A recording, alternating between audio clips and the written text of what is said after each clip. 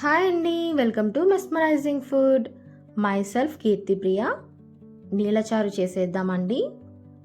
చాలా బాగుంటుంది, ఏ ఫ్రైలోకైనా సైడ్ డిష్గా ఉంటుందండి. అలాగే జలుబు దగ్గు ఉన్న వాళ్ళకి చక్కగా తగ్గిపోతుందండి. ఒకసారి ఎలా చేయాలో ప్రాసెస్ చూసేద్దామండి. ఒక 2 ఆనియన్స్ని పెద్దగా ఈ విధంగా కట్ చేసుకోండి పొడవుగా. 3 పచ్చిమిర్చిని ఓన్లీ ఘాట్ పెట్టుకొని వదిలేసేయండి. అలాగే 2 టమాటాలని ఫైన్గా చాప్ చేసుకోండి. 2 రెమ్మల కరివేపాకు తీసుకొని పక్కన పెట్టుకోండి. చింతపండు నానబెట్టుకోండి. మీరు తీసుకున్న టమాటోస్ని బట్టి చింతపండు నానబెట్టుకోండి.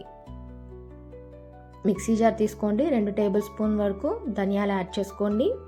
అలాగే 2 టేబుల్ స్పూన్స్ వరకు జీలకర్రను యాడ్ చేసుకోండి.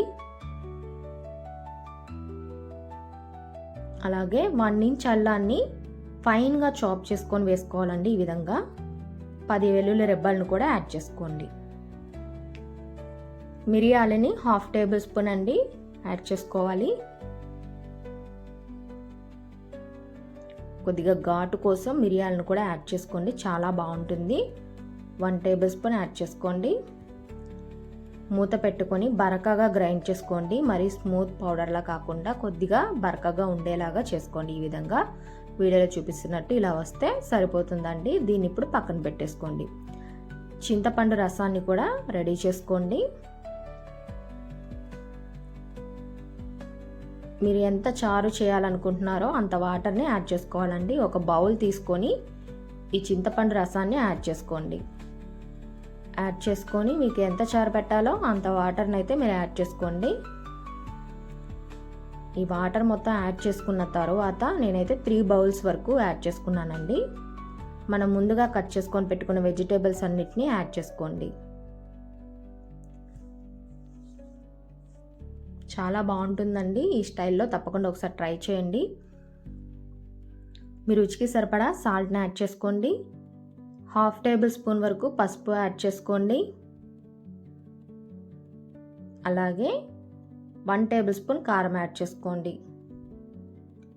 మీరు కారం ఎక్కువ కావాలనుకుంటే ఎక్కువ యాడ్ చేసుకోండి. ఆల్రెడీ మనం మిరియాలు వేసాం, పచ్చిమిర్చి వేసాం, పోపులో ఎండుమిర్చి కూడా వేస్తాం కాబట్టి చూసుకొని యాడ్ చేసుకోండి. ఈ విధంగా ఒకసారి గరిటెతో మిక్స్ చేసుకోండి మొత్తం.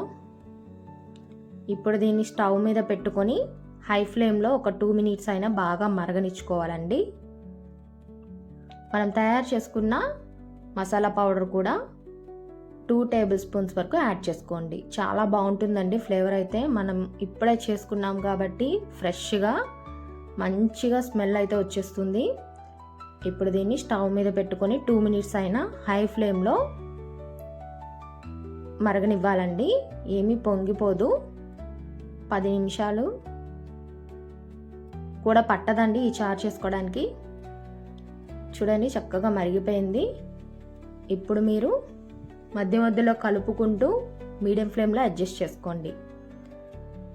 మధ్య మధ్యలో మూత తీసుకొని కలుపుకుంటూ మీడియం ఫ్లేమ్లో పెట్టుకోవాలండి. ఎప్పటి వరకు అంటే లోపల ఉన్న వెజిటేబుల్స్ మొత్తం కూడా సాఫ్ట్ అవ్వాలి.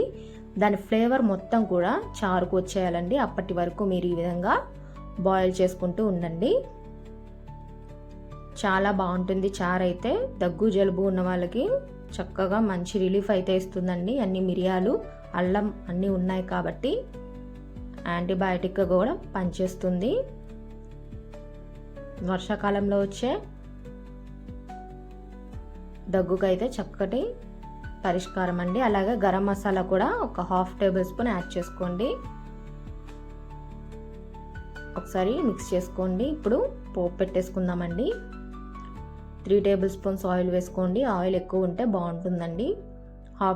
అలాగే 1 టేబుల్ స్పూన్ పచ్చిశనగపప్పు యాడ్ చేసుకోండి. 1 టేబుల్ స్పూన్ సాయి మినపప్పు యాడ్ చేసుకోండి. 2 ఎండుమిర్చిని విధంగా కట్ చేసుకొని వేసుకోండి. 1/2 టేబుల్ స్పూన్ ఆవాలు యాడ్ చేసుకోండి.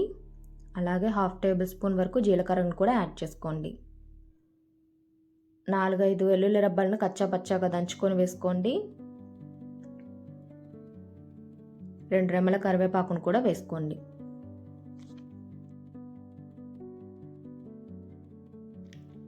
ఇది గోల్డెన్ కలర్ వచ్చే వరకు చక్కగా ఫ్రై చేసుకోండి గరిటెతో కలుపుకుంటూ.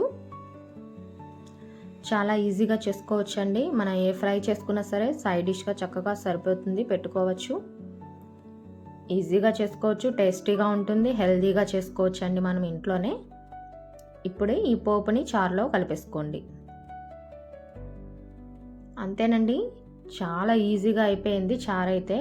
టేస్ట్ మాత్రం అద్భుతంగా ఉంటుందండి. వేడివేడి అన్నంలో ఈ చారు వేసుకొని పొటాటో ఫ్రై కానీ ఏ ఫ్రై వేసుకున్నా సరే సూపర్గా ఉంటుందండి. తప్పకుండా ఈ స్టైల్లో ఒకసారి మీరు కూడా ట్రై చేయండి. మీకు ఎలా వచ్చిందో నాకు కామెంట్ రూపంలో చెప్పండి. అలాగే నా వీడియోస్ మీకు నచ్చినట్లయితే తప్పకుండా సబ్స్క్రైబ్ చేసుకోండి, లైక్ చేయండి, షేర్ చేయండి.